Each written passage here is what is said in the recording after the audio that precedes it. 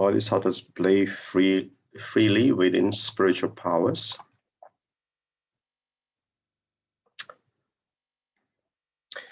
Bodhisattvas play freely within these wondrous applications, subduing all demon armies inside the mirror.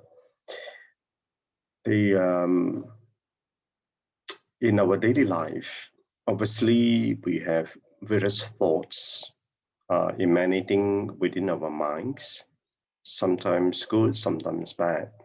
But because of we have unenlightened minds, we are being afflicted by whatever thoughts there may be, and these are the demon armies within our mind. But obviously, for Bodhisattvas, they play free within a wondrous application. The wondrous application can only come about when we understand what this wondrous existence is. So when we understand that, then one can then subdue these demons in our mind. So they realize the body within the dream. And obviously, this is the manifestation of the body mind. Within this elusive and empty existence, they are able to truly play. And this is about the being in the conditioned practice, that when we for us, obviously we are unenlightened and we are very often afflicted by the phenomena that we face. But if we didn't understand what emptiness of that existence is about, then we will be in a state of equanimity, which is no longer afflicted. Then we can only truly play in those in the particular realms or the lands that we are in. So they are successful in seeking the Buddha's way while transforming sentient beings. And obviously that's the vow of Bodhisattva. And so you guys imagine that the Bodhisattvas have undertaken a vow to help liberate sentient beings in whatever conditions they may be. So to be able to truly play, to help liberate them, they have to go through all this condition and be able to overcome them. So they purify the Buddha's land with wondrous application. So that's the verse from there. So walk the Bodhisattva path with deep faith, not afraid of the long road ahead. The journey here is on an immeasurable distance, immeasurable because it's taken, imagine it has been since the beginner's time to where we are today. So there's a long road ahead of us. So with a true Bodhisattva mind, the vows are to transform sentient beings no matter how hard it is. And these are the conditions. Now, remember the Bodhisattva vows, right? You got to help liberate sentient beings. I mean, until all the 6 realms are empty, and that's the fundamental vow of a Bodhisattva. So whether it's hell, hungry ghosts, the animal realm, and the 3 higher realms, we have to play freely. And that's the vow we have undertaken. So as we progress in the spiritual journey, we have to uphold that aspiration. And after enlightenment, to come back to these levels.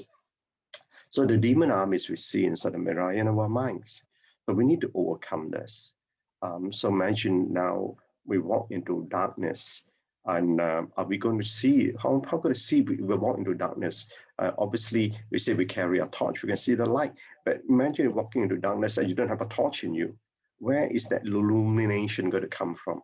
So the illumination is going to come from within. So elusiveness, emptiness, impermanence, all these things are all manifestation of our mind. So we got to be very mindful of. That's why in the path of growing in our practice is to overcome the hindrance of our mind. So how do we do that? So the Vaipuya and the Prajna teachings help them understand how to eliminate those afflictions and understand all things in the world are temporal unions and causes of conditions. And at the same time, and during this period of time, the Vaipuya and Prajna period, talk about the cyclic existence and about emptiness. The emptiness in during the Prajna Paramita Sutra. So with the Dharma of wondrous existence, we can then truly play in this world, and this wondrous existence at the Bodhisattva level. So playing freely, free from hindrances, which I just mentioned, the spiritual belonging to the Bodhisattvas at the first ground or above. So this obviously, as you all know, there are 10 grounds, right? Bodhisattvas in a progression. This is only the first ground. Obviously, one have to progress on a higher ground before we reach to the ground of non-retreating. So the lessons learned. So to learn to be like bodhisattvas, we must form our initial aspiration. Right? In addition to the 7 practice of enlightenment, the 7 obviously the 4 mindfulness, the 4 right efforts, and the 4 bases of fulfilling powers, 5 spiritual roots, 5 spiritual powers, the 7 factors of enlightenment, and the 8 noble eightfold path. So we also need to practice the 6 paramitas as well: generosity, morality, patience, perseverance, or diligence, meditation, or samadhi, and wisdom. And the 4 all-embracing virtues of charitable giving or generosity, loving speech, beneficial conduct, and collaborative work. And Master often mentioned about collaborative work, especially within the spiritual family, that we need to work together in harmony.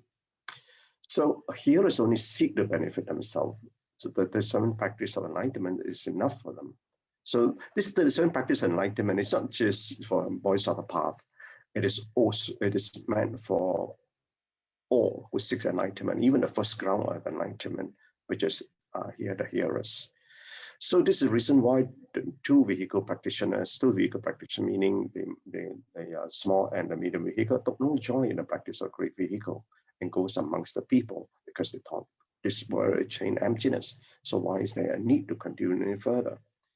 So if our minds are pure, not only can we clearly understand this life, we also clearly understand the past. It's the power of knowing the past lives. Even for ourselves, unenlightened beings, you can actually, if you understand and apply the Dharma truly and contemplate on that, you will have some understanding. You may not be able to see, but you have some understanding of what your past life was. So, and here for the Sakyamuni Buddha, towards the end of the episode today, Master spoke about the 8 aspects of attaining enlightenment, which you all know about, so I won't run through that. So in contemplation, you took on this life in this world for a purpose. But I think, while this line is simple, but do you know that most people do not know the purpose of life? I would say more than 90% of the people know, or probably a lot more than that. They just don't know what's the purpose of life. The people who come to your life have their reasons as well.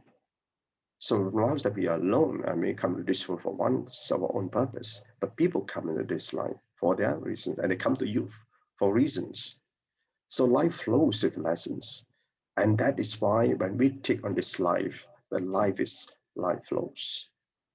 We need to understand what are these lessons that we can learn from.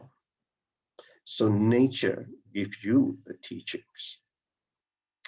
And if you learn, after having learned the Dharma, have you observed what things are how things are going on? I must always explain about nature, the environment, the impact, how it relates to our actions. Everything that happens has a meaning. The spiritual journey has its fruition.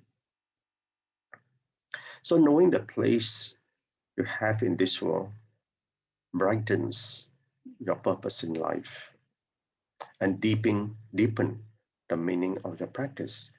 So when we understand this, why we are here, and then we can remain steadfast in our practice. So the door of bodhisattvahood is the fruition of the path. So in relationship, we conduct in a relationship. Samadhi is a state of stillness of the mind and the unwavering heart in your practice. So that in that state, we are no longer afflicted by whoever comes to us. So and we were bound to encounter people, whether they're close, whether they're far from us, we will come for various reasons. And these are conditions that we have to deal with. Actually, we're going to learn to deal with them in Samadhi. So in the same way, you must form faith so that when you walk the bodhisattva path and go amongst the people, your faith will remain firm, irrespective of what condition may be. Those conditions are necessary for us to learn. So you are not afflicted by the defilements of others or their conduct. So be equanimous so that you do not react. So learn to respond with humility and simplicity. Okay, Kanan, brothers, sisters, thank you. Kanan, BrotherChin, for the summary. Wonderful. Sorry, we have